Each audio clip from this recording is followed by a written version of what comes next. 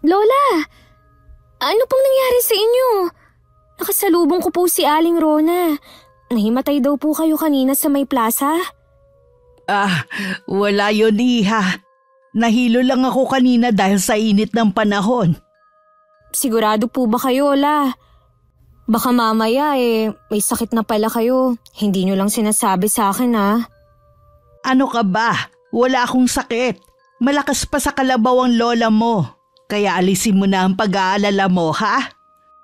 Ay, salamat. Hindi niyo po may aalis sa akin ng mag-alala. Siyempre po, mahal ko kayo. Alam ko naman yun. Maiba ako. Kumusta ang araw mo ngayon? Okay naman po.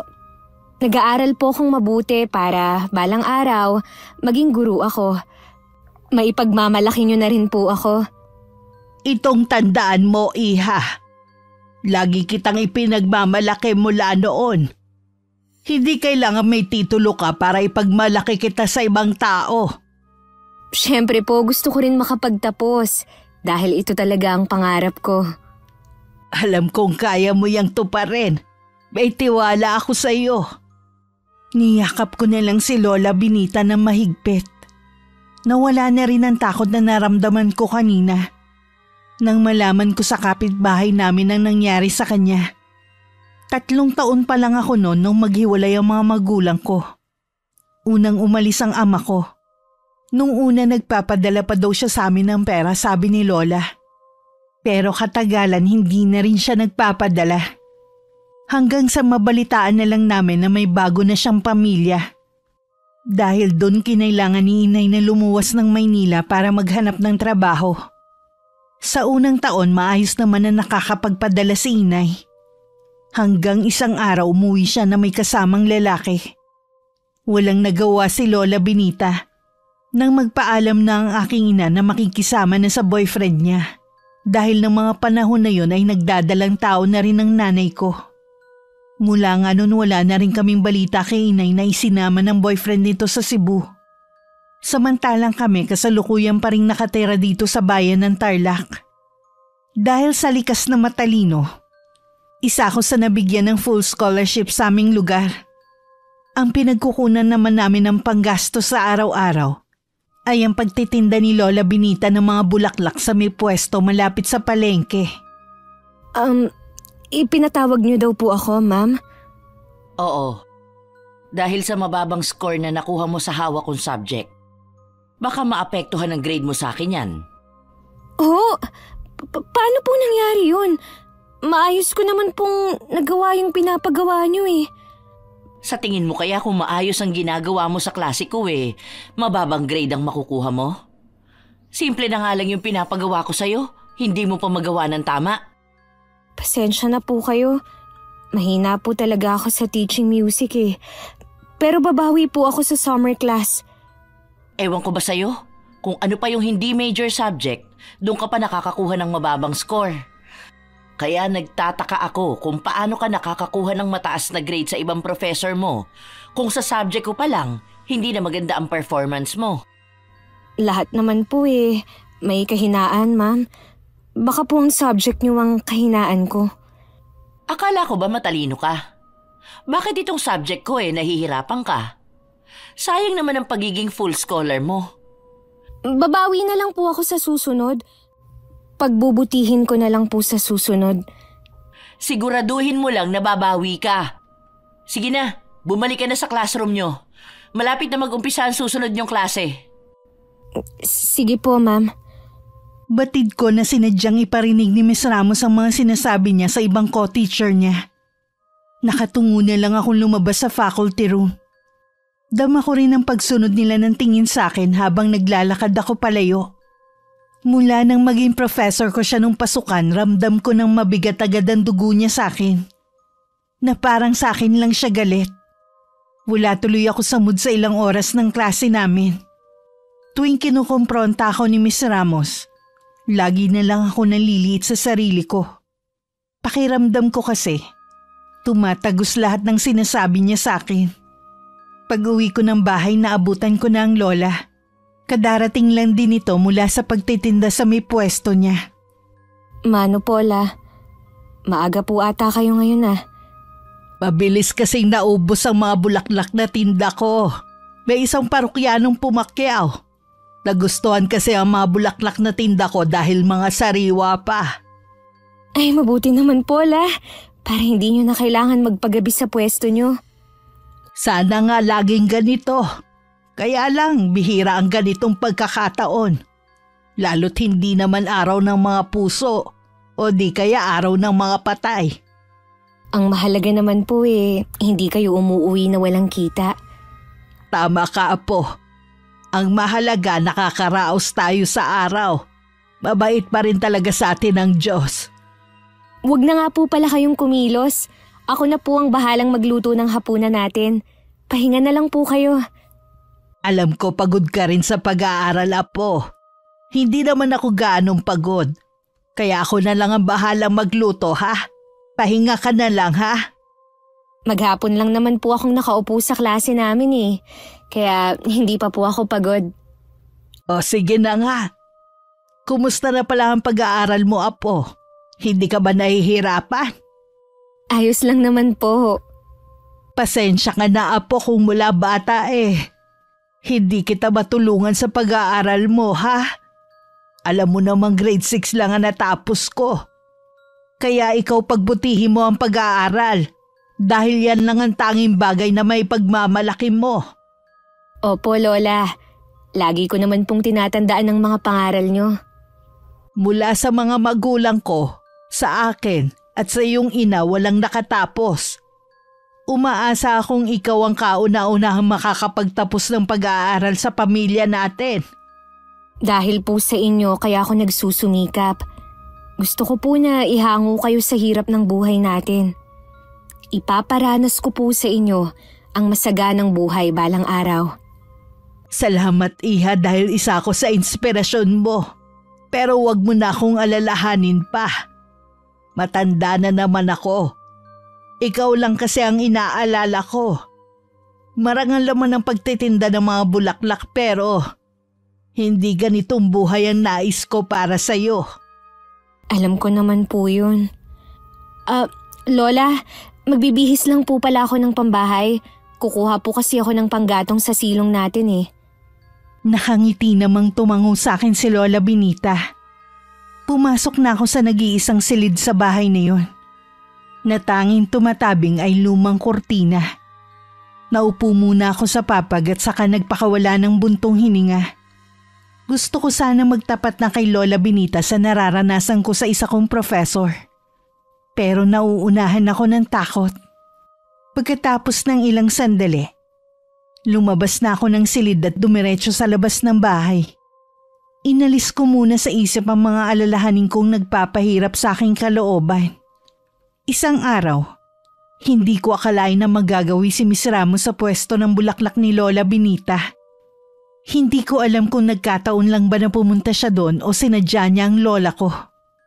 Matilda! Ikaw pala, kumusta ka na? Ayos lang naman ho. Mukhang ayos itong pwesto nyo. Bibili ka ba ng bulaklak? Meron ditong bagong dating na American Rose. Baka matipuhan mo. Hindi yun ang ipinunta ko rito. Ganun ba? Ano pala? Baka akala ninyo nakakalimutan ko na ang naging utang nyo kay inay noon. Yun ba? May usapan naman na kami ng nanay mo noon. Katunayan nga niyan kababayan... 6 na buwan na ho mula nang magbayad kayo kay inay. Matagal-tagal na rin po yun. Kailan nyo ulit balak sundan ng pagbabayad? May usapan na kami ni Merly tungkol doon. Wala ho akong pakialam sa usapan ninyo ng inay. Ako kasi ang nag-aalaga sa kanya at gumagastos sa pagkain at gamot niya. Siguro naman nakukuha ninyo ang ibig kong sabihin. Oo naman. Kaya lang kung ngayon ka maniningil sa akin wala pa akong maibabayad sa'yo. Mukhang malakas naman ang pwesto nyo dito Di ba 2 lang naman kayo ng apo mo? Oo, tama ka naman dyan na kami na lang ng apo ko ang magkasama. Kaya lang sapat lang din ang kinikita ko. Kahit kasi scholar ang apo ko, magastos pa rin magpaaral. Alam nyo naman pala na magastos ang magpaaral. Bakit kailangan pa kasing mag-aral ng apo nyo? Lahat naman may karapatan na mag-aral. Kahit pa sabihin na mahirap lang kami. Okay lang sana kung talagang matalino ang apo nyo. Hindi naman. Sayang lang ang scholarship niya. Mas marami naman dyan ang karapat-dapat. Sana sinamahan na lang niya kayo sa pagtitinda rito. Kilala mo bang apo ko? Bakit ka nakakapagsalita ng ganyan? Oo, kilala ko ho ang apo nyo. Katunayan nga niyan, isa siya sa mga estudyante ko. Kaya nga nasasabi ko na hindi naman siya katalinuhan. Wala kasing nababanggit si Luisa sa akin Samantala nasa iisang barangay lang tayo nakatira. Imposible na hindi niya yun alam. Minsan nga nagkakasalubong kami ng apo mo sa daan, ni hindi man lang niya ako batiin. Kahit nga sa eskwelahan, kulang na lang ilubog ang sarili sa kinatatayuan. Parang hindi naturuan ng magandang asal. Baka nahihiya lang ang apo ko. Kilala ko naman si Luisa na palabati sa lahat ng kakilala. Mabalik ho tayo sa ipinunta ko dito talaga. Kailan niyo ako mababayaran? Ayoko kasi mga ako. Pero babayaran ko rin ang utang ko sa nanay mo. Kailan ho? Kailangan niyo magbigay ng araw.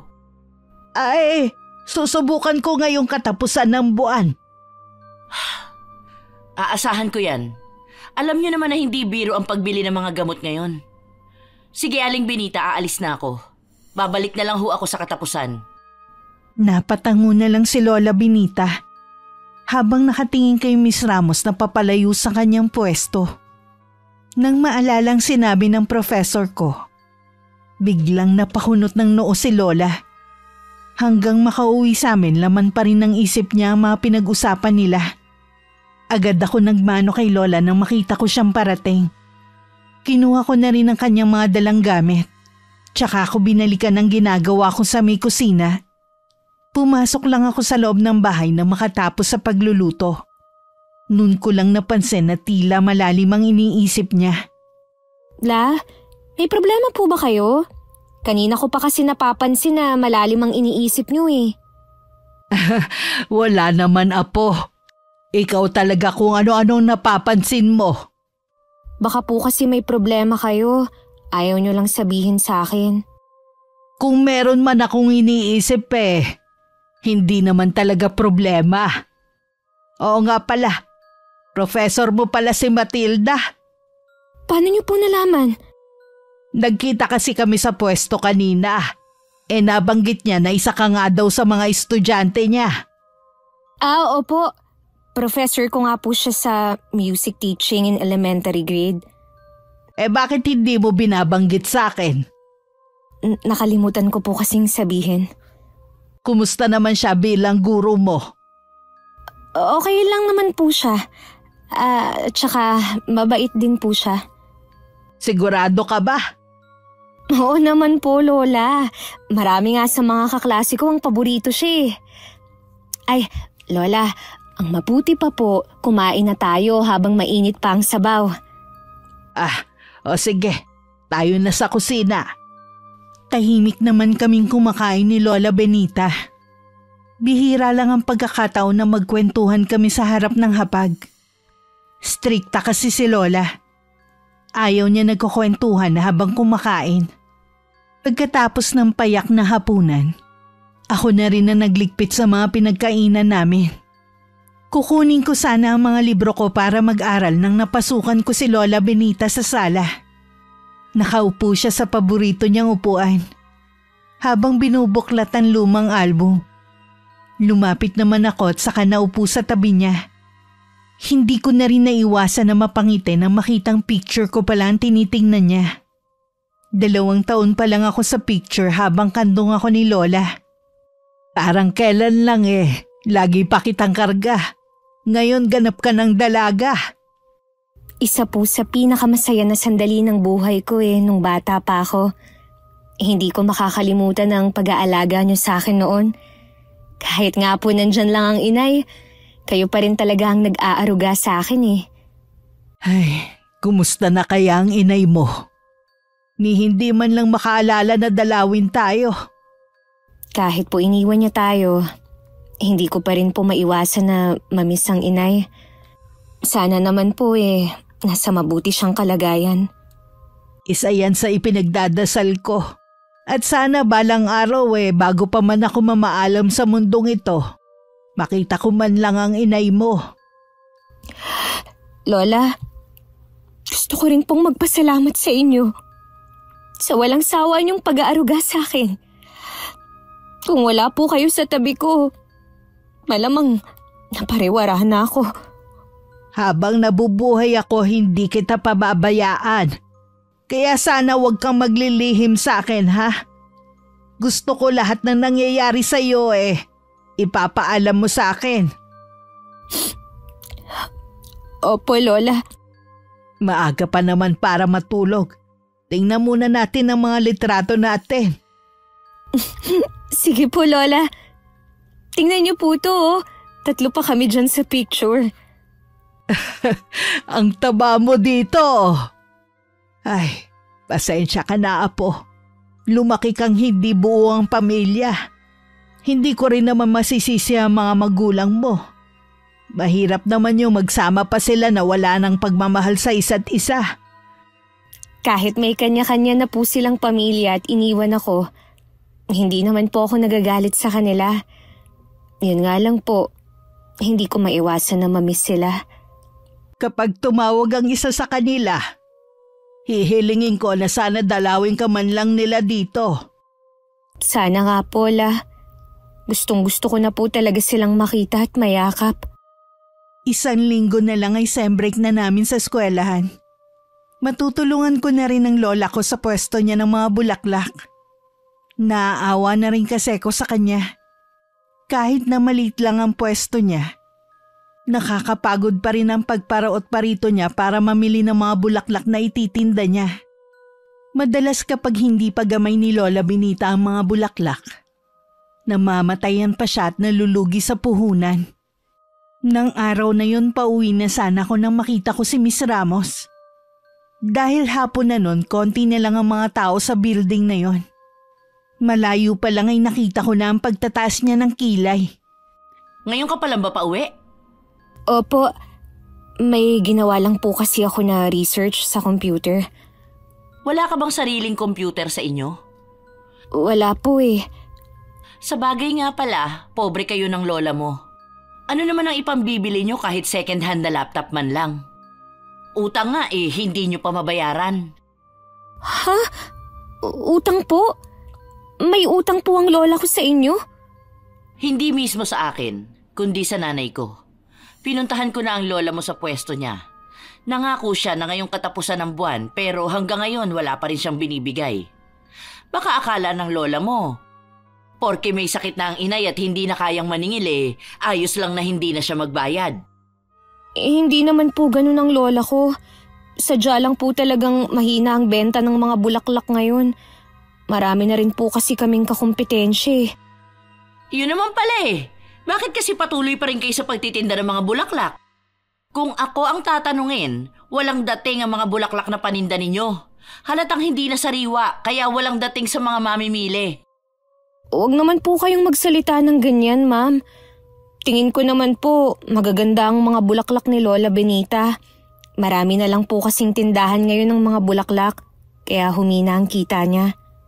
Siyempre, lola mo siya. Ipagtatanggol mo. Pero para sa akin, ang papangit ng mga bulaklak niya. Yon ang totoo. Bakit po ba kayo ganyan sa amin ng lola ko? Para nagsasabi lang ako ng totoo Pinangingilidan ka na agad ng luha. Masyado ka talagang madrama. Kung wala na po kayong sasabihin, ma'am, mauuna na po ako sa inyo. Inihintay na po kasi ako ng lola ko.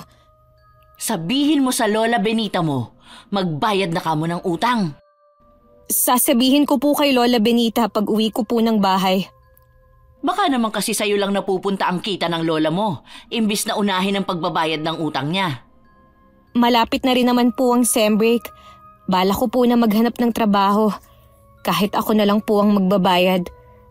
Dapat lang naman kasi tinutulungan mo ang lola mo. Hindi yung gumagaya ka sa ibang estudyante dito na pag-aaral lang ang iniintindi.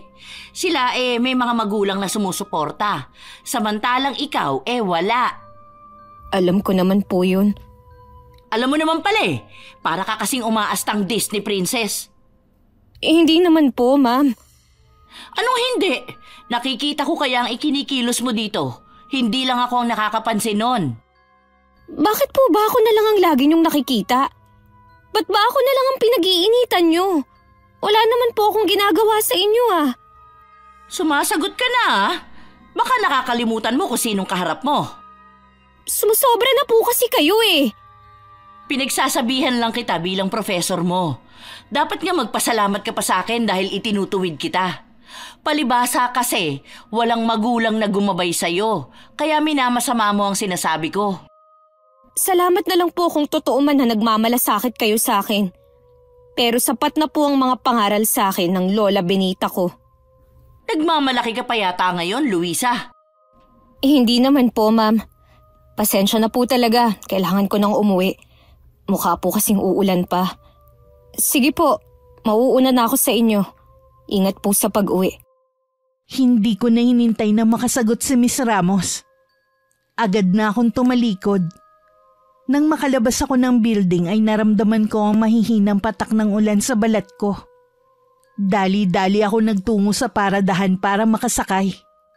Habang lula ng tumatakbong jeep, tsaka naman bumuhos ang malakas na ulan. Wala pa naman akong dalang payong. Kanina kasi pag alis ko ng bahay maganda naman ang panahon. Dahil malayo pa ang bahay namin sa kantong binababaan ko, nabasa din ako ng ulan bago nakauwi sa amin. Alalang-alala naman ang lola ko nang makita kong parang basang sisiw. Ay Diyos ko po! Luisa Apo! Basang-basa ka ng ulan! Sa jeep na po ako inabot ng ulan. Akala ko po kasi titila agad Oh, itong tuwalya. Maligo ka muna para hindi ka lagnatin. Opo, Lola. Sana nung makita mong pumapatak na ang ulan sumilong ka muna. Tapos wala ka pang dalang payong. Pasensya na po, Lola. Gustong-gusto ko na po kasing makauwi. Bakit nga pala ngayon ka lang nakauwi, Apo? Kasi po, Lola, nag-research pa po ako para sa isa kong subject. Doon lang po kasi sa eskwelahan ng libre akong makakagamit ng computer Ah, ganun ba? Pero sa susunod dalhin mo na ang payong mo. Opo, La. Pasensya na po kung pinag-alala ko na naman kayo. O sige na, bilisan mo na ang paliligo mo Baka lalo ka pang magkasakit niyan Opo, tapos na rin naman po ako. Dumiretso na ako sa silid namin ni Lola at saka nagbihis. Paglabas ko may mainit ng kape sa lamesa. Si Lola Benita naman ay abala na sa kusina at nagluluto na ng hapunan namin. Dala ang tasa, pinuntahan ko si Lola habang humihigop ng kape. Gusto ko kasing kausapin siya tungkol sa sinasabing utang ni Miss Ramos. Lola? Gutom ka na ba? Sandali na lang to, kakain na rin tayo ng hapunan. Meron po sana akong gustong itanong sa inyo. Tungkol saan ba yung itatanong mo Totoo po ba na meron kayong utang kay Miss Ramos? Paano mo naman nalaman yan? Sinabi po ni Miss Ramos kanina. Ay, babayaran ko naman siya Sa nanay niya talaga ako may utang. Malapit na rin po ang sem break. Bala ko pong maghanap ng trabaho para po mabayaran si Miss Ramos. Hindi mo naman kailangan maghanap ng trabaho Tulungan mo na lang ako sa pwesto natin. Gusto ko rin po sana, Lola. Kaya lang po di ba kapag ganitong buwan, mahina po talaga ang benta natin? Saan ka naman maghahanap ng trabaho? Pwede naman po akong magtanong sa mga kakilala natin. Basta po mabayaran na natin si Miss Ramos. Maliban sa utang ko, meron pa ba siyang sinabi sa'yo? Wala na po, Lola. Inaalala ko lang po kasi kayo. Ayoko lang na mag-isip pa kayo tungkol sa utang niyo sa kanila. Alam ko rin po kasi na sa akin niyo rin yung ginamit. Kaya hayaan niyo na po akong makatulong sa inyo. Ay, o sige iha, papayagan na kitang magtrabaho. Pero ngayong bakasyon nyo lang ha? Opo, Lola. Dumating ang sem break. Hindi na ako nag-aksaya ng oras at naghanap na ako ng trabaho. Nagtanong-tanong na rin ako sa mga kakilala ko. Pero wala silang alam o di kaya hindi tumatanggap ng panandalian lang. Gusto ko nang mawala ng pag-asa. Lalo't 1 linggo na rin ako naghahanap. Naisipan ko na lang napuntahan si Lola sa pwesto niya. Naabutan kong naroon din si Miss Ramos. Agad akong tumabi kay Lola Benita at saka siya inakbayan. Para bang gusto ko siyang protektahan laban sa professor ko. Ano pong nangyayari dito? Sinisingil ko ang lola mo ngayon. Aba, wala na naman daw pera. Kung ano-ano na naman ang dinadahilan. Pasensya ka na talaga Matilda ha. Sadyang mahina lang ang benta ngayon eh. Sapat lang ang kinikita ko sa pang-araw-araw naming gastusin ng apo ko. Lagi namang ganyan ang naririnig ko sa inyo eh. Wala na kayong ibang dinadahilan. Baka naman kasi nauubos dito sa apo nyo. Wala namang ibang susuporta sa apo ko kundi ako. Dapat kasi inuuna nyo muna ang pagbabayad ng utang. Kailangan ko rin ng pera eh. May sakit ang inay ko. Hindi ba kayo makaintindi? Porket hindi kayo nasisingil lang inay eh, ayaw nyo nang magbayad. Hindi naman sa ganon Matilda. Sana naman huwag kang mag-eskandalo rito. Nakakahiya sa mga nakakakita. Hindi ako nag-e-eskandalo. Magbayad kayo ng utang ninyo kung ayaw nyong sinisingil kayo. Ma'am Matilda, pasensya na po talaga kung hindi pa kami nakakabayad. Isa ka pa, puro na lang pasensya. Paano naman ang nanay ko na may sakit? Madadaan sa pasensya na lang? Naghahanap po ako ng trabaho para mabayaran ko kayo. Sa tingin mo kaya madaling maghanap ng trabaho ngayon? Yun yung tapos ng college, hirap na sa pag-a-apply. Ikaw pa kaya? Hindi po ako nawawalan ng pag-asa, ma'am. Makakahanap din po ako ng trabaho. Nagmamakaawa ko sa iyo, Matilda. Bigyan mo pa kami ng palugit. Ganito na lang.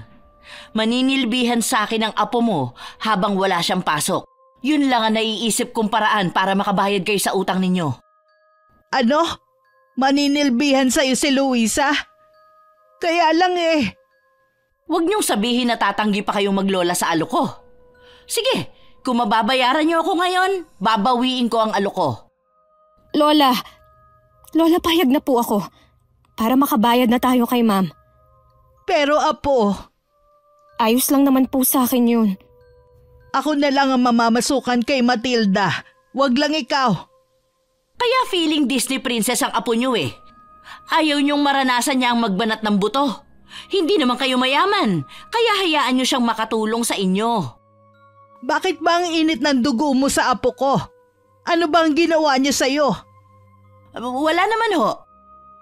Naalala ko, may gagawin pa nga pala ako. Pag-isipan ninyo ang inaalok ko para makabayad na kayo. Sabihin mo nga sa akin, apo. Paano ka ba niya tratuhin sa eskwelahan? Di ba isa siya sa mga professor mo? Okay naman po si ma'am. Medyo istrikta lang po siya sa amin. Paano kita ipagkakatiwala sa kanya kung ganun kanya tratuhin sa harapan ko? Lola, ito lang po ang paraan para makabayad tayo ng utang kay Ma'am Matilda. Huwag po kayong mag-alala sa akin. Ayos lang po ako. Ay, ewan ko ba. Hindi ako makapagdesisyon. Sandali lang naman po yun eh. Habang wala lang po akong pasok sa eskwelahan. Baka ito na rin ang dahilan kung bakit hindi ako makahanap ng trabaho. Hindi sumagot si Lola Benita. Bakas din sa mukha niya ang pagtutol sa gusto ko. Inayos na lang niya ang mga bulaklak sa isang tabi na natabig kanina. Dahil sa pagtatalo nila ni Miss Ramos. Pagdating sa bahay, kumibudili pa rin si Lola sa akin. Pero buo na ang pasya ko. Pansamantala akong mamamasukan kay Miss Ramos para makabayad na kami sa utang sa kanya. Ayoko na rin kasing masyadong nag-iisip si Lola. Matanda na rin kasi siya. Kinabukasan muli kong kinausap ang Lola Benita sa plano ko. Hindi maaari, Luisa. Mabuti pang tulungan mo na lang ako sa pagtitinda ng bulaklak. Hindi naman po tayo titigilan ni Miss Ramos eh. Gusto niyo po ba na lagi na lang niya kayong pupuntahan sa pwesto niyo? Luisa, iba kasi ang kutob ko sa babaeng yon. Malayo ang ugali niya sa kanyang ina. Mabuti sana kung sa nanay kanya mamamasukan eh. Mas mapapanatag ako. Tsak naman po nakasama niya ang nanay niya sa bahay. Kaya Lola, payagan niyo na po ako. Mangungutang na lang siguro ako sa Bombay para mabayaran si Matilda. Hindi pa nga po kayo nakakabayad sa inutang niyo noon. Tapos mangungutang na naman kayo. Lalo lang po tayong mababaon sa utang niyan.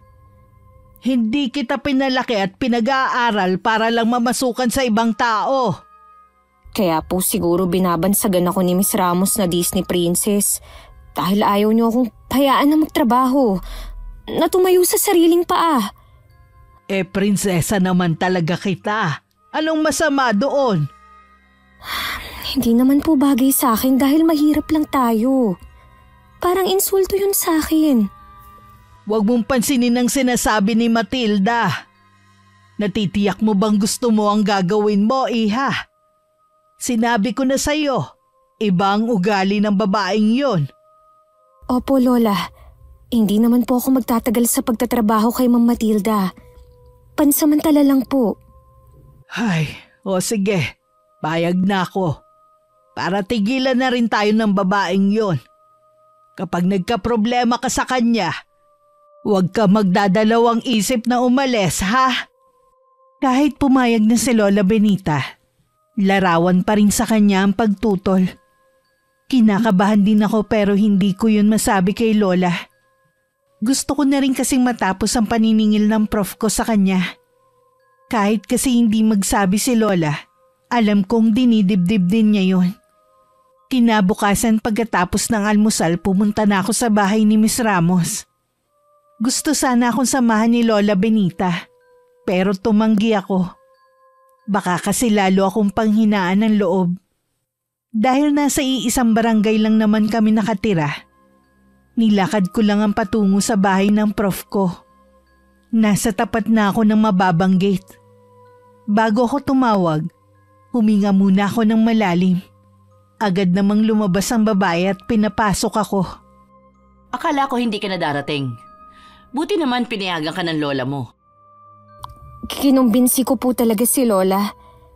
Bueno, all around ang magiging trabaho mo rito. Siguro naman marunong ka sa gawaing bahay. Opo, ma'am. Marunong naman po ako. Sasabihin ko na rin sa'yo na sa lahat ng ayaw ko yung makupad kumilos. Para matapos mo ang mga gawain mo sa maghapon, bilisan mo ang kilos. Nagkakaintindihan ba tayo? Opo, ma'am. Siya nga pala, nariyan ang inay ko sa kwarto niya. Meron sa kanyang nag-aalaga, tutulungan mo rin si Lorena kapag kailangan. Kumusta na po palang nanay niyo? Di ba nga may sakit? So anong inaasahan mo? Mabuti ang lagay niya. Pasensya na po Gusto ko lang po kasing malaman ng kalagayan niya. Magkaibigan po kasi sila ni Lola. Alam ko, kaya nga siguro ayaw na magbayad ng lola mo dahil alam niyang hindi na siya masisingil ng inay. Hindi naman po ganun si Lola Benita. Tama na nga ang usapang ito. Umpisahan mo na lang ang trabaho. Halika, sumunod ka sa akin. Meron ako ipapagawa sa'yo. Opo. Bilisan mo nga dyan, napakalamya mo naman. Nandyan na po. Nakikita mo ba ang mga ligaw na damo na yan? Bunutin mo lahat ng yan hanggang doon sa may labahan. Unahin mo muna yan. Matapos maibigay ang ipinag-uutos ni Miss Ramos, iniwan na niya ako. Mabilis ko naman sinunod ang mga pinapagawa niya. Akala ko madali lang magbunot ng mga damo. Pero mainit na sa balat ang init ng araw, hindi pa rin ako tapos. Sa tingin ko malapit nang magtanghalian na makatapos ako sa ginagawa ko. Pumasok na rin ako sa loob ng bahay para tanungin si Miss Ramos kung ano pang ipapagawa niya. Narinig ko siyang sumisigaw sa isang kwarto malapit sa kusina. May naririnig din akong pagpalahaw ng iyak na matandang babae. Hindi na rin ako nakaiwas nang bigla na lang lumabas sa silid si Miss Ramos. Hindi maipinta ang mukha nito. Matalim din ang ipinukol niyang titig sa akin. Kaya naman napayuko na lang ako. Anong ginagawa mo riyan? Tapos na po kasi yung ipinapagawa niyo sa akin. Eh di sana humanap ka na ibang gagawin dito sa bahay. Hindi yung tatayo ka lang dyan na parang tuod. Sinabi ko naman sa'yo na all around ang magiging trabaho mo rito, di ba? Pasensya na po, ma'am. Ayoko naman po kasing mangialam na lang basta dito. Lalo't unang araw ko pa lang. Doon ka muna sa kusina. Magluto ka na ng tanghalian. Lutuin mo yung karning natitira sa ref. Ano pong luto dun, ma'am? Adobohin mo na lang. Ano pang tinatayo-tayo mo dyan? Gusto mo samahan pa kita? Nandyan lang sa likod mo ang kusina, hindi ka maliligaw. Kasi po, ma'am, hindi po ako marunong magluto ng adobo. Ano? Adobo lang, hindi mo alam lutuin? Ano bang alam mong lutuin, ha? Mga prito lang po. Ano bang klaseng pagpapalaki ang ginawa sa'yo ng lola mo? Hindi naman kayo mayaman para umasta kang walang alam. Dinaig mo pa ang iba mong kaklase na may kaya sa buhay pero maraming alam gawin. Yung iba para hindi na maging pabigat sa mga magulang, nagwa-working student. Samantalang ikaw, buhay prinsesa talaga. May mga alam naman po akong gawain. Kaya lang naman po, hindi ako makapagtrabaho habang nag-aaral dahil ayaw ni Lola Benita eh. Kaya nga tingnan mo ang nangyari. Dahil sa pagpapalayaw sa'yo, nabaon sa utang ang lola mo. Kung hindi niyo po gusto ang paninilbihan ko, aalis na lang po ako. Eh, diyan ka magaling. Mag-back out kapag pinagsasabihan. Hindi naman po sa ganun, ma'am. Hindi ko rin po kasi kayo maipagluluto eh. Dahil wala po akong alam. Kaya ka nga nandito para mabayaran ang utang ninyo. Ngayon, naalis ka na lang.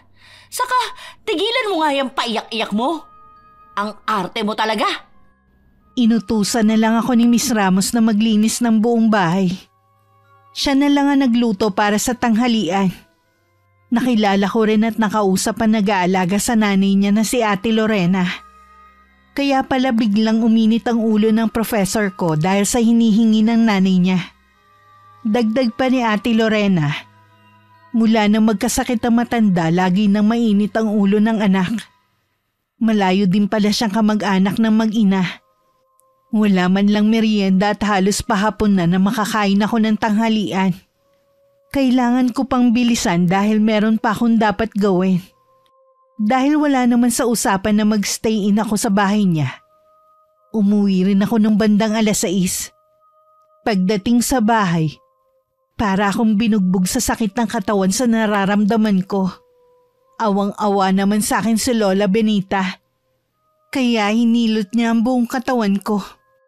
Hindi ka ba nahirapan sa trabaho mo kay Matilda? Hindi naman po, La. Paglilinis lang naman po ang ginawa ko. Nanibago lang po ako kaya siguro nanakit ang buong katawan ko. Eh ang nanay niyang si Merly, nakita mo ba? Kumusta na siya? Meron pong nag-aalaga sa kanya na malayong kamag-anak. Si Ate Lorena po. Hirap na po siya sa pagsasalita eh. Puro senyas na lang po ang kaya niyang gawin. Kawawa naman pala ang kaibigan ko. Isang araw dadalawin ko siya. Oo nga po, Lola. Tsak na matutuwa si Aling Merly. Sabi ni Ate Lorena, lagi lang daw siyang nakakulong sa kwarto. Hindi ba siya pinalalabas ni Matilda kahit sa may gate man lang? Hindi daw po eh. Grabe naman talaga yang si Matilda. Tama nga ang sinabi ni Merly noon. Iba ang ugali ng anak niyang yon. Lola, wala na po bang ibang anak si Aling Merly? Meron naman, kaya lang sa malalayong lugar nakatira. Baka naman po dinadalaw nila ang ina nila. Si Ma'am Matilda lang ang nag-aalaga. Baka nga din. Yung dalawang anak ni Merly na mas matanda kay Matilda, pawang mababait at magagalang. Baka sila din po ang nagsusuporta sa kaibigan niyo. Hindi natin alam. Pero alam kong hindi nila pababayaan ang kanilang ina. Bakit kaya ganun si Ma'am Matilda? Hindi kaya may mapait siyang nakaraan? Wala naman nababanggit sa akin si Merly noon. Hayang mabuti pa.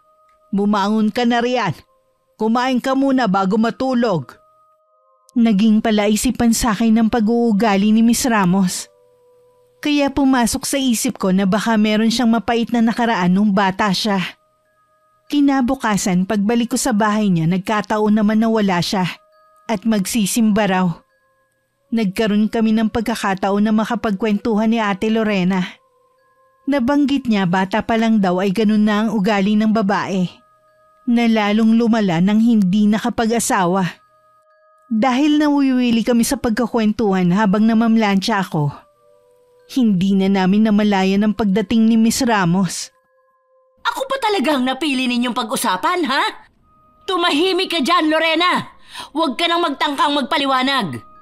At ikaw, Luisa, halika nga dito. Saan niyo po ako dadalhin, ma'am? Bitiwan niyo po ang buhok ko, nasasaktan po ako. Talagang masasaktan ka sa akin. Sinong may sabi sa inyo na pag-usapan niyo ako? Ha? Wala naman po kaming pinapagit na masama tungkol sa inyo eh. Kahit na, mali pa rin na pag-usapan ninyo ako. Nakakalimutan mo yata. Nasa pamamahay kita. Pasensya na po kung minasama niyo, ma'am. Hindi na po mauulit. Hindi na talaga mauulit dahil paaalisin na kita rito. Paano po ang utang namin ni Lola? Pwes, bayaran ninyo. Wala akong pakialam kung saan kayo kukuha ng pambayad. Ma'am, nakikiusap po ako. Patawarin niyo na po ako. Huwag niyo po akong paaalisin. Kailangan ko pong babayaran yung utang namin sa inyo. Sige, pagbibigyan kita. Pero, huling pagkakataon na ito, Luisa. Itanim mo dyan sa kukote mo. Trabaho ang dahilan kung bakit ka narito. Hindi para makipagkwentuhan kay Lorena. Opo, tatandaan ko po ang sinasabi niyo. Mabuti naman. Doon ka muna sa kusina at maglinis. Nanginginig pa ang katawan ko nun sa matinding takot kay Ma'am Matilda. Tingin ko sa kanya ay tila may sapi. Dahil sa matinding galit sa akin. Kung gaano pala siya ka-istrikta sa eskwelahan, mas malala dito sa bahay niya. Dahil sa nangyari, buong maghapon kami hindi nag-usap ni Ate Lorena. Nang sumunod na araw, napag-alaman ko na pinaalis na siya ni Ma'am Matilda. Kaya naman maliban sa paglilinis ng bahay, ako na rin ang nag-aalaga sa nanay niya. Kahit hindi gaano nakakapagsalita ang matanda, ramdam ko ang simpatya niya sa akin tuwing pinapagalitan ako ng anak niya. Bakit ba ang tagal mo lumabas dito sa kwarto? Kanina pa naghihintay ang mga gawain mo sa labas Pasensya na po, ma'am.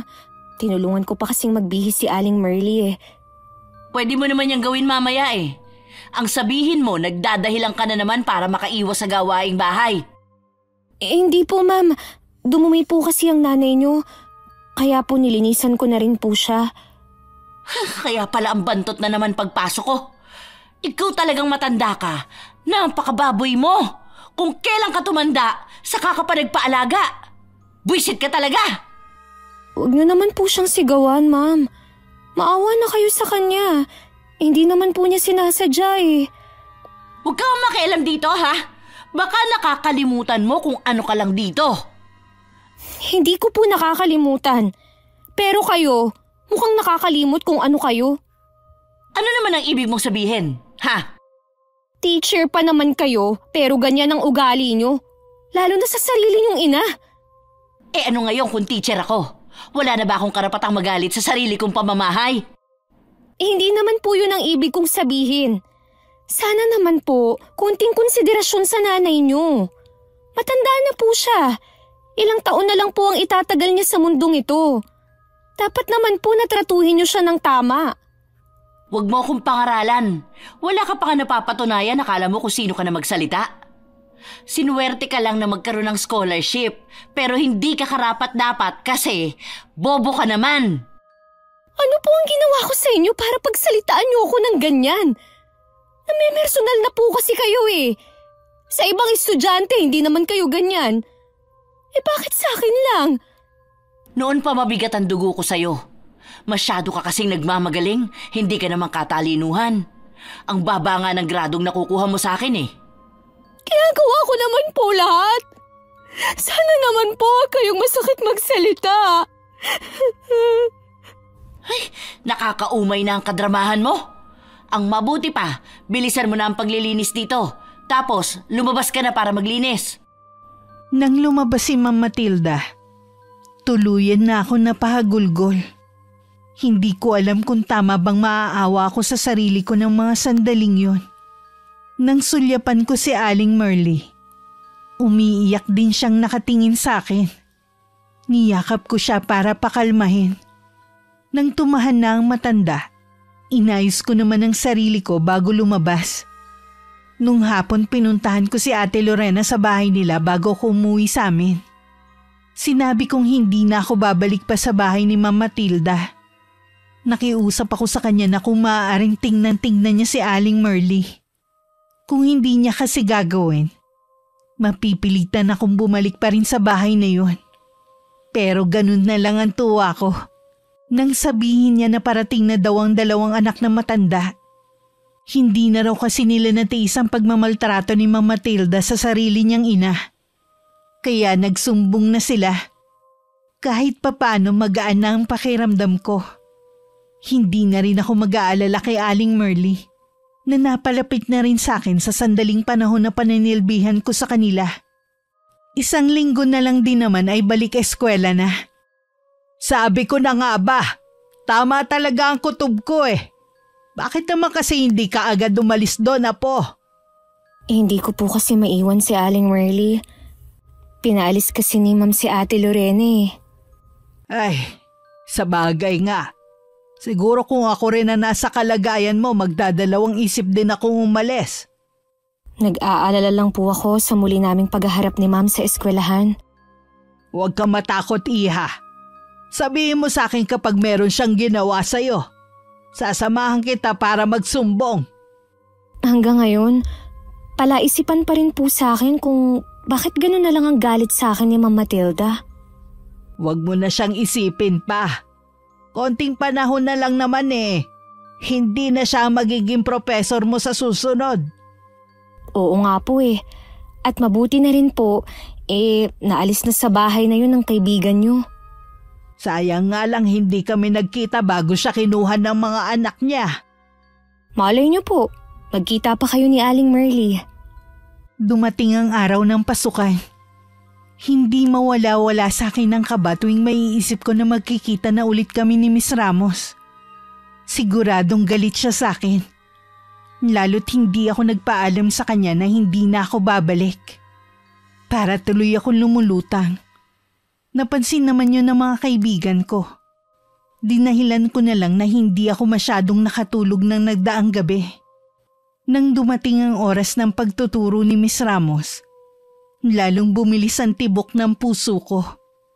Nang pumasok ang babae, hindi ako makatingin ng diretso sa kanya. Pero alam kong sa akin siya nakatingin. Nakahinga lang ako ng maluwag nang uwian na. Ngunit ganun na lang ang gulat ko nang tawagin ako ni Miss Ramos. Niyaya ko sa lugar na hindi daanan ng mga estudyante.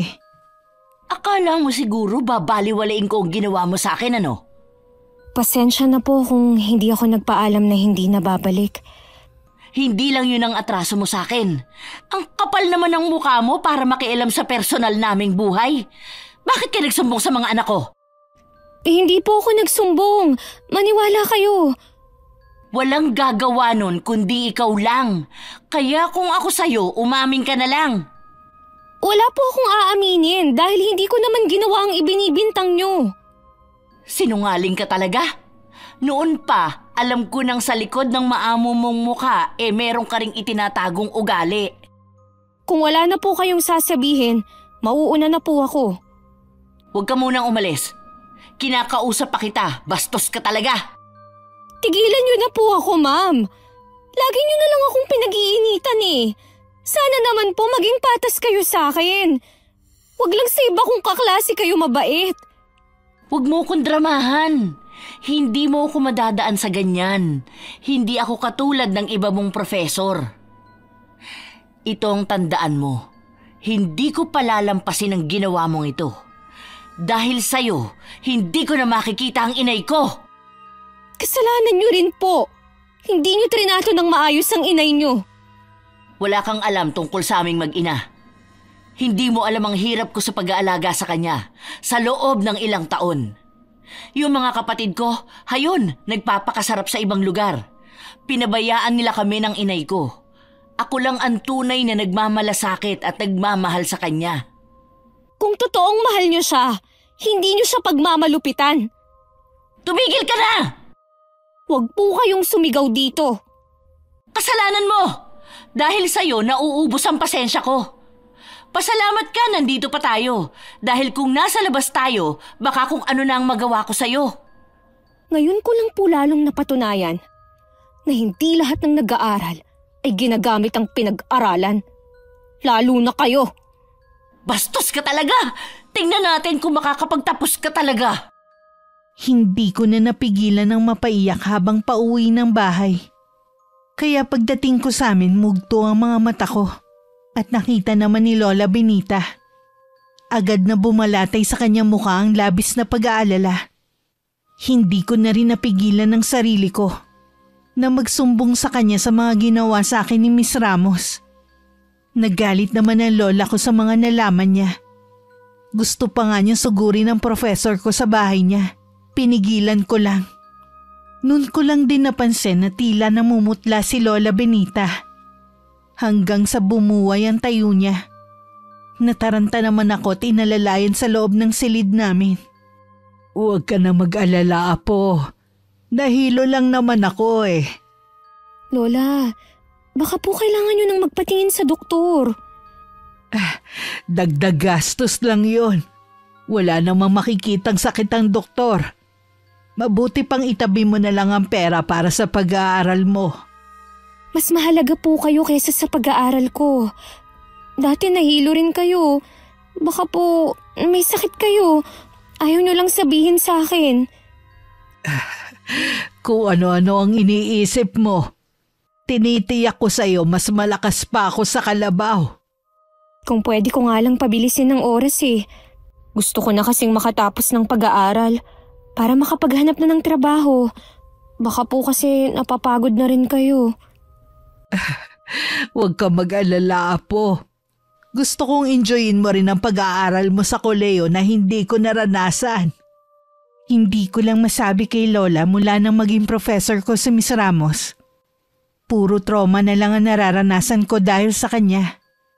Hinawakan ko na lang ang kamay ni Lola Benita. Kinuwentuhan ko na lang siya para malibang siya.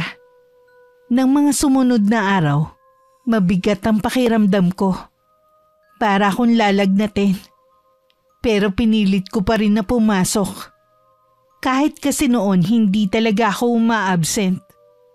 Hindi ko na lang ipinaalam kay Lola ang nararamdaman ko. Para hindi siya mag-alala. Pagdating sa eskwelahan, pasuray-suray akong maglakad. May mga naririnig din ako ng mga nagtatanong sa akin. Meron din nagsabi na para akong lasing at sasabayan pa ng tawa. Hanggang makarating ako sa classroom namin. Pero bago ako makapasok, nagdilim na ang paligid ko. Pagmulat ko ng mga mata, puti na ang paligid ko. Nasa tabi ko rin ang lola ko at halatang galing sa pag-iyak.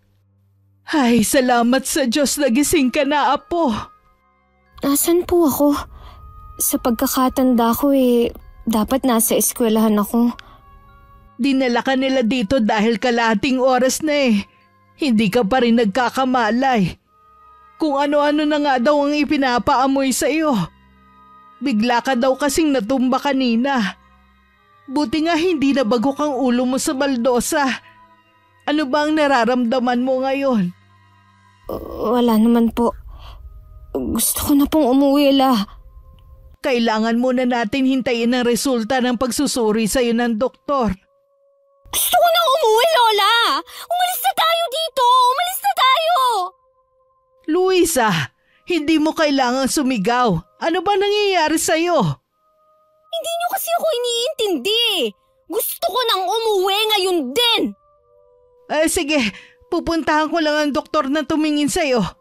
Tatanungin ko siya kung maaari na tayong umuwi. Kahit ako nagtataka sa inaasal ko ng mga sandaling yon. Para kasi akong sinisilihan na umuwi na ng bahay. Hindi rin ako komportable sa paligid ko. Ilang minuto pa lang na nakakaalis si Lola Benita. Nakakaramdam na agad ako ng pagkainip.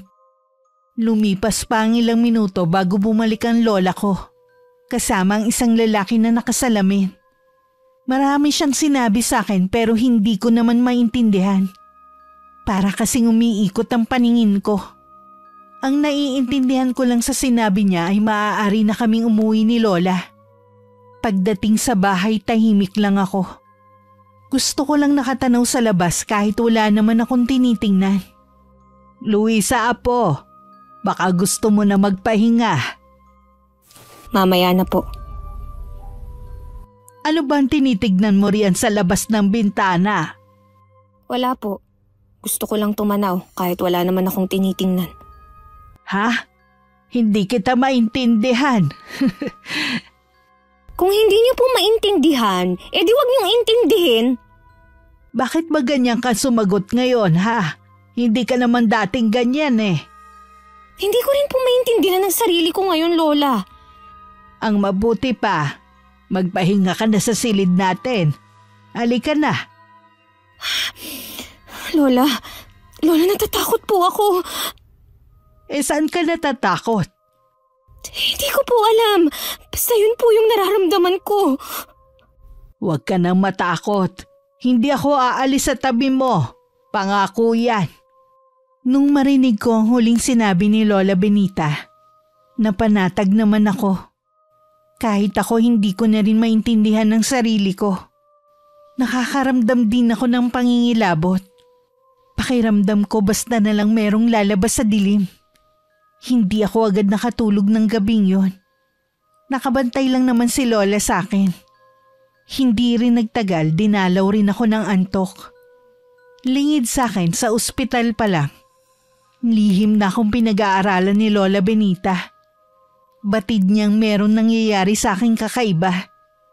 Kinabukasan pumasok ako sa eskwelahan pero pinauwi rin naman ako. Bigla kasi akong nagwala ng walang dahilan. Apo, ano ba talaga ang nangyayari sa'yo? Lola, isara niyo po lahat ng bintana at pinto. Gusto ko po madilim lang. Paano kita makikita kung gusto mo lang madilim? Basta Lola, sundin niyo na lang ako. Huwag nang maraming tanong! O sige, isasarado ko na. Huwag ka nang magalit. Pwede ba, Apo, kahit itong gasera lang ang sindihan ko? Sige po, Lola. Pero ilayo niyo sa akin yan. Ayoko kasi ng apoy. May gusto ka bang kainin? O baka nauuhaw ka? Ayoko ng tubig! Hindi ako gutom! Hindi dapat malaman ng mga tao ang nangyayari sa apo ko. Siguradong iisipin nilang nababaliw na siya. Hindi ako papayag na pagtawanan nila si Luisa. Lola, bakit po kayo umiiyak? Sino pong nang-away sa inyo? Wala, Apo. Nag-aalala lang kasi ako sa kalagayan mo. Lola, makakapasok pa ba ako dito sa eskwelahan? Oo naman. Alam naman nila na may sakit ka eh. Ipinagpaalam na kita sa mga profesor mo maliban kay Matilda. Hindi ko kasi siya nakita doon. Hindi ko po maintindihan ng sarili ko. May boses pang pumubulong sa akin, Lola. Huwag mong pakinggan ang boses na yon, Apo. Labanan mo kung ano man ang pinapagawa niya sa'yo. Sa akin ka lang makinig. Lola? May mga pagkakataong normal naman ang pakiramdam ko. Kaya pinapayagan ako ni Lola Benita na pumasok sa eskwelahan. Pero kapag naroon na ako, tsaka naman ako inaatake ng sakit na hindi ko maipaliwanag. Nagwawala rin ako at minsan nakakasakit na ako ng ibang tao. Nagkaroon tuloy ng usap-usapan na baka nasisiraan na ako ng bait. Hindi naman matanggap ni Lola Benita ang binabato sa aming mga akusasyon. Mula nga nun hindi na ako lumalabas ng bahay. Minsan nakadungaw na lang ako sa may bintana. Ramdam ko rin kasi ang pag-iwas ng mga tao sa amin. Habang iniisip ni Lola Benita kung ano ang nangyayari sa akin, isang panauhin naman ang biglang dumating sa bahay namin. Nay Benita? Gardo, ikaw nga! Kumusta na po kayo? Si Luisa po. Hindi maganda ang lagay ni Luisa ngayon. Ano pong nangyari sa anak ko? Hindi ko pa alam ang totoong nangyayari sa apo ko. Gusto ko makita ang anak ko. Nasaan siya? Nasa silid si Luisa. Lagi siyang nagkukulong dahil gusto niya lagi lang siyang nasa dilim. Kaya po ba saradong-sarado ang buong bahay? Oo. Nagwawala siyang maigi kapag nakakakita ng liwanag. Lumalabas lang siya sa gabi. Sino pong kausap niyo? Halika, apo. Meron tayong bisita. Siguradong matutuwa ka. Sino po? Ako to, Luisa. Anak, ang tatay mo. Itay! Pumalit na kayo! Itay!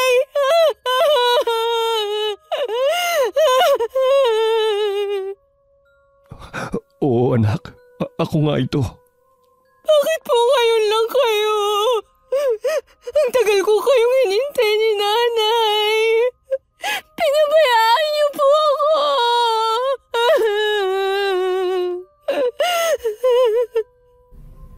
Patawarin mo ko, anak. Hayaan mo, babawi ako sa lahat ng pagkukulang ko. Mahigpit akong niyakap ng itay. Naramdaman ko pa ang mga luha niya sa balat ko. Kahit si Lola naiiyak din habang nakatingin sa amin. Nang humupa ang sitwasyon, nagulat ang itay sa naging itsura ko. Hindi siya makapaniwalang may dumapong kakaibang sakit sa akin. Kitang-kita sa anyo ng itay ang matinding awa sa akin. Hinayaan muna kami ni Lola Benita na magkausap na mag-ama. Nagpaalam siyang may pupuntahan lang. Wala kaming kamalay-malay ng itay na si Miss Ramos ang pupuntahan niya. Malakas kasi ang kutob ni Lola na may kinalaman ng babae sa nangyayari sa akin. Lumabas ka riyan, Matilda! Alam kong nandyan ka! Harapin mo ako! Anong ginagawa niyo rito? Bakit kayo sumisigaw? Alam kong may kinalaman ka sa nangyayari sa apo ko. Bawiin mo kung ano man ang ginawa mo sa kanya. Hindi ko alam ang sinasabi niyo, ha? Balita ko nga, nababaliw na ang apo ninyo. Sabi ko na nga ba may kakaiba talaga sa babaeng yun. Hindi baliw ang apo ko. May ginawa ka sa kanya kaya para siyang nawawala sa tamang katinuan. Huwag ho kayong basta mambibintang. Pwede ko kayong ireklamo. Gawin mo! Hindi ako natatakot! Talagang hinahamon niyo ako, ha? Mas matakot ka sa pwede kong gawin sa'yo, Matilda. Dahil lang sa nanay mo, kaya ako nagtitimpi pa sa'yo. Pero ibang usapan na kapag ang apo ko na ang nasasaktan. Umalis na kayo rito bago pa ako magpatawag ng mga barangay tanod. Binibigyan lang kita hanggang mamayang gabi para bawiin ang ginawa mo sa apo ko. Dahil kung hindi, matitikman mo ang galit ko. Huwag niyo nga akong tatakutin sa sarili kong pamamahay. Hindi ko ugali ang manakot. Kaya makinig ka na lang sa sinasabi ko sa'yo bago mahuli ang lahat. Matapos masabi ni Lola Benita kay Miss Ramos ang sadya niya, umalis na rin siya agad. Pag-uwi niya sa amin, nagwawala na naman ako. Mas matindi ang lakas ko kumpara dati. Lahat ng mahawakan ko, hinahagis ko. Hindi naman malaman ng itay ang gagawin sa akin. Masakit man kay Lola Benita, Iniutos niya kay Itay na itali ako sa higaan. Kahit nakatali na, nagwawala pa rin ako at nagpupumilit na makawala sa tali. Lumapit naman sa akin si Lola at meron pinaamoy. Ilang sandali pa, unti-unti nang bumigat ang talukap ng mga mata ko. Hanggang sa tuluyan na nga akong nakatulog. Palipad hangin? Sino naman ang gagawa nun kay Luisa? Sabi niyo nga lumaki mabait ang anak mo. Totoo naman na mabait ang apo ko. Walang kaaway at mataas ang pangarap niya. Sabihin niyo, sinong sumasalbay sa anak ko? Haharapin ko siya. Kinumpronta ko na siya. Bibigyan ko lang siya hanggang mamayang gabi para bawiin ang ginawa niya. Kapag wala siyang ginawa, ibabalik ko sa kanya ang sumpa. Paano niyo po gagawin yun? May alam din ba kayo sa karunungang itim? Oo, pero kailanman, hindi ko ginamit sa kasamaan ng aking nalalaman.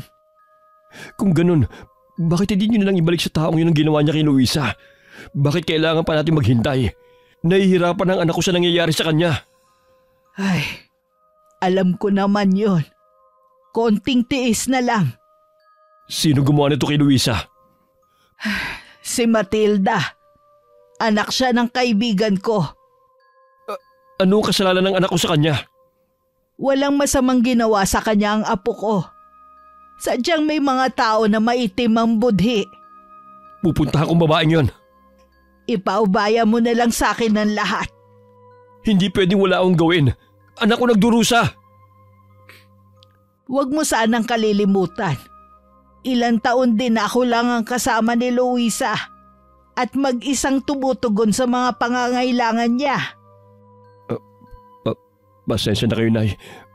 Gusto ko lang di makabawi sa anak ko. Sige po, kayo na ang bahala. Buong magdamag akong binantayan ng Itay. Tuwing magigising ako, ang nag-aalalang mukha niya ang bumubungad sa akin. Tinanggal na rin niya ang pagkakatali sa akin. Nang hinanap ko si Lola Benita, nasa labas lamang daw si Lola at may ginagawa. Tinanong pa ako ng Itay kung nagugutom ako, pero umiling lang ako. Pakiramdam ko pagod na pagod ako at inaantok. Kaya ipinikit ko na lamang ang mga mata ko. Kinabukasan hindi pa rin nagbabago ang kalagayan ko. Kaya nagdesisyon ng gumawa ng hakbang ang lola ko. Muli niyang inilabas ang itim na libreta na matagal na niyang itinatago. Hindi siya makapaniwala na isang araw, ang inaayawan niyang kaalaman ay magagamit din niya ngayon. Hindi pa rin po bumubuti ang kalagayan niya. Talagang sinusubukan ako ni Matilda. Akala yata niya isa lang akong matandang puro kuda. Tignan yung kalagayan ni Luisa. Kailangan siyang magamot.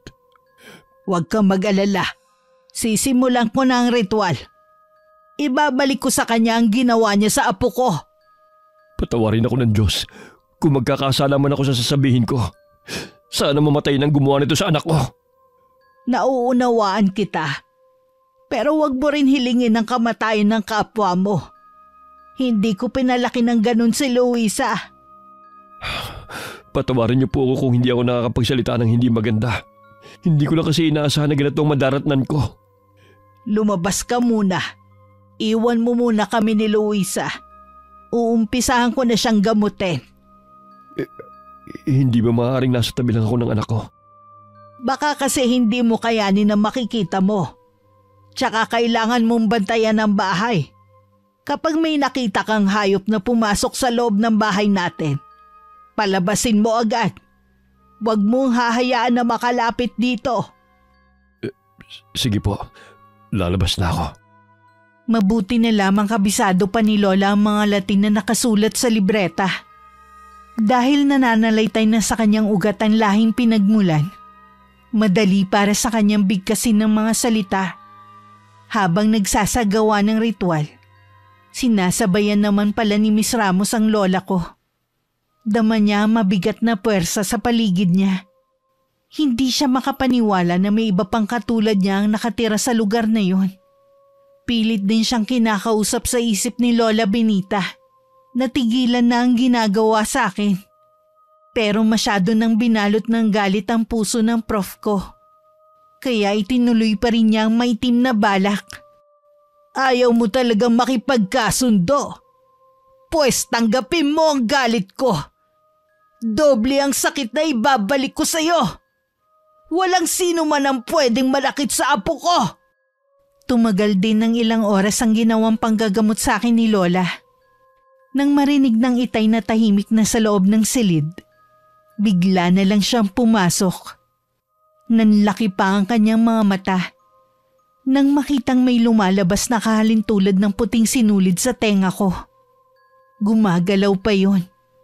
Inilagay yun ni Lola sa garapon at sa kanya pinabaon sa lupa kay Itay. Wala pa rin akong malay ng mga sandaling yon. Pero kita na sa mukha ko ang pag-aliwalas. Bumalik na din sa dati ang naninilaw kong balat. Nang magising ako, magaan na ang pakiramdam ko. Para lang ako nagdahilan. Luisa, anak, alam ko malaking pagkukulang ko sa'yo. Sana mapatawad mo ko. Matagal ko na po kayong napatawad ni Inay. Salamat po at tinalaw niyo ako. Ang totoo niyan, kaya ako bumalik para sana kunin ka. Ano po? Kukunin niyo ako? Di ba may pamilya na kayo? Nagkaroon nga ako ng kinakasama. Pero may 1 taon na siyang patay. Hindi rin kami biniyayaan ng anak. Nakikiusap ako sa iyo, anak. Sumama ka na sa akin. Hayaan mong bumawi ako sa iyo. Hindi ko po maiiwan ng lola. Tsaka nag-aaral pa po ako. Isasama natin ang lola mo. Doon ka na rin mag-aaral. Hindi ko po alam kung sasama sa atin ng lola. Kakausapin ko siya kapag dumating siya mamaya. Maaga siyang pumunta sa palengke. Gusto niyang ipagluto ka ng masarap na ulam para mabawi mo kagad ang lakas mo. Nang mga oras na yun, nasa pwesto niya ng bulaklak si Lola Benita. Baka sa kanya ang panlulumo at lungkot. Habang pinagmamasdan ang mga nalantang mga bulaklak. Dahil hindi niya ako maiwan, napabayaan na ni Lola ang mga yon. Pauwi na sana siya nang biglang sumulpot si Miss Ramos sa kanyang pwesto. Nakabalot ng alampay ang buong mukha nito. Aling Benita? Anong ginagawa mo rito? Ang lakas naman ng loob mo na magpakita pa sa akin. Nandito po ako para humingi ng kapatawaran sa inyo. Dapat sa apo ko ikaw humingi ng kapatawaran, hindi sa akin. Sinubukan ko pong pumunta sa bahay niyo kanina. Pero hindi ko po alam, parang may kung anong puwersa na pumipigil sa akin. Isa lang ang ibig sabihin nun. Hindi bukal sa kalooban mo ang paghingi ng kapatawaran sa apo ko. O baka meron ka pa rin binabalak na masama sa kanya? Wala po, Aling Benita. Maniwala kayo sa akin. Umalis ka na dahil hindi mo makukuha ang gusto mo. Nagmamakaawa po ako sa inyo. Nasira na ang buhay ko. Hindi na ako makakapagturo na ganito ang itsura ko. Katatakutan ako ng mga estudyante ko. Ikaw ang unang sumira sa kinabukasan ng apo ko. Dahil sa'yo, wala na siyang mukhang ihaharap sa tao. Akala ng lahat na siraan na siya ng bait. Sa tingin mo, paano pa siya makakapag-aral? Nagsisisi na po ako sa ginawa ko. Kung kinakailangan, luluhod po ako sa harapan ninyo. Wag na! Kahit ano pang gawin mo, hindi kita mapapatawad. Wag ka rin lalapit sa apo ko. Dahil kung hindi, hindi mo magugustuhan ang gagawin kong pagpapahirap sa'yo. Hanggang mawalan ka ng hininga. Parang awa niyo na po. Nawala na po sa akin ang lahat. Kahit ang inay. Bawiin niyo na po ang ginawa niyo sa akin. Tama lang yan sa'yo. Iwan ka na ng mga mahal mo sa buhay. Masama kasi ang ugali mo eh. Walang makakatagal sa'yo. Tama nga ang sinabi ng inay mo noon. Sana pinisil na lang niya ang ilong mo para mawalan ka na ng buhay. E di sana hindi ka na nakapanakit ngayon. Kitang-kita sa mukha ni Miss Ramos ang sakit sa mga binitiwang salita ni Lola. Batid niya kasi na totoo ang sinasabi niya. Noon pa hindi na siya malapit sa kanyang mga kapatid at kahit na sa mga kamag-anak. Naalala pa niya nung dalagita siya hinabol siya ng itak ng kanyang ama dahil sa galit nito sa kanya. Naalala din niya kung paano siya isinumpa ng kanyang lola noon. Dahil sa sama ng mga ginawa niya, magsisiman siya ngayon huli na ang lahat. Hindi na niya maibabalik ang nakaraan. Samantala pag-uwi ni Lola Benita sa bahay, agad siyang kinausap ng itay sa plano nito. Kahit ako nagulat dahil pumayag agad si Lola. Matanda na rin ako. Ilang taon na lang naman ang guguguling ko sa mundong ito. Ang tanging nais ko lang ay maging maayos ang buhay mo, apo. Magagawa mo lamang makapagsimula muli malayo rito. Salamat po, Nay. Pumayag po kayo. Huwag po kayo mag-alala. Pwede naman kayo makapagtinda doon ng bulaklak. Malapit lang sa bayan ng bahay ko. Lola, kahit saan pa po tayo makarating, ang mahalaga sa akin ay magkasama tayo. Yun din ang lagi kong hiling. Mabuti na rin lumayo ka rito, anak, para madali kang makalimot. Doon, walang makakalam sa nangyari sa'yo. Walang huhusga sa'yo. Tama ang itay mo. Sa nangyari sa'yo, hindi natin mapipigilan ang sasabihin ng mga tao. Una pa lang hinusgahan ka na nila. Lalo't hindi naman lahat ay naniniwala sa barang. Tama si Lola. Iba na ang tingin sa akin ng mga tao. Hindi ko rin naman sila masisi na ang tingin sa akin ay nasiraan na ng bait. Dahil sa mga ikinilos ko noon. Pasalamat na lang ako. Iaalis kami sa lugar na yun ng itay. 1 linggo ang lumipas. Lumipat na kami sa probinsya kung saan nakatira ang itay. Sa lugar na rin na yun ako nakapagpatuloy ng pag-aaral. Nakakuha din ng pwesto ang lola ko para makapagtinda siya ng mga bulaklak. Ginawa lang niya yung libangan para hindi siya mainip sa bahay. Ang karanasan kong yun na nagmulat sa akin sa maraming bagay. Pero imbis na magtanim ng galit, pinatawad ko pa rin si Miss Ramos. Nangako ako sa sarili ko na kapag nakatapos ako at maging ganap na guro, magiging patas at mabait ako sa mga estudyante ko. Bilang pangalawang magulang nila. Wakas,